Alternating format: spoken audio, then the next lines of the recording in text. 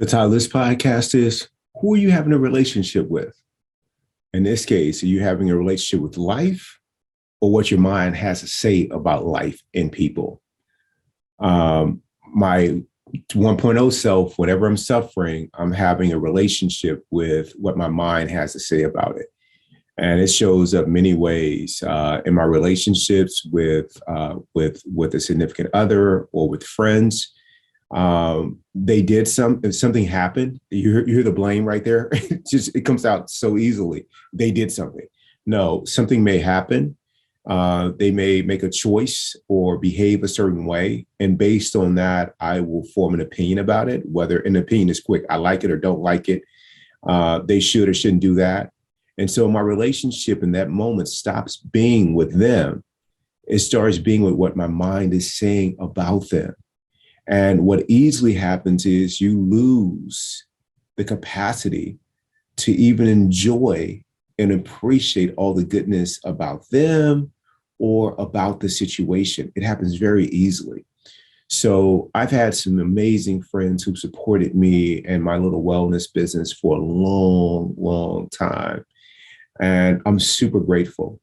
And if something happens to where they make a commitment to show up for a session and they don't, before Keith 1.0 would go all into the story about their commitment to showing up when they say they did, when they say they were, their relationship with their word, whether or not they have integrity when they give their word about showing up, to their excuses it's just an excuse. It'd be all these things that I'm having a relationship about what my mind is saying about them or about what they did or did not do.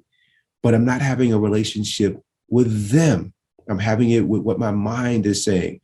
So in that moment, I forget all about everything that was great about them. Starting off with, they're an amazing human being. Number two, they supported my business, and you forget that. And the same thing might be happening to you with a loved one who has really just opened your heart and invited you to experience new things.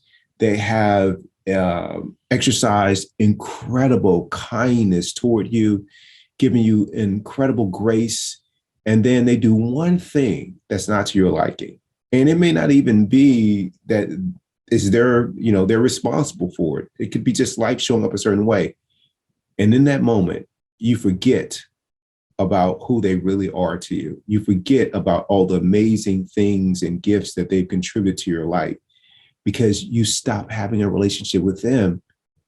And you are in the grips of having a relationship with what your mind says about them. The same thing about life, right? We live in this amazing country that, don't get me wrong, there's some things that we can work to improve upon, but I certainly want peaceful people working on that. And in that case, that you make an enemy, you take these few things that need work, and we're talking about serious work, but nonetheless, we can be peaceful as we address it. But you can take those two things and you stop having a relationship or being open to all the goodness that's available because you're stuck into what your mind says is wrong or should be different and everything else.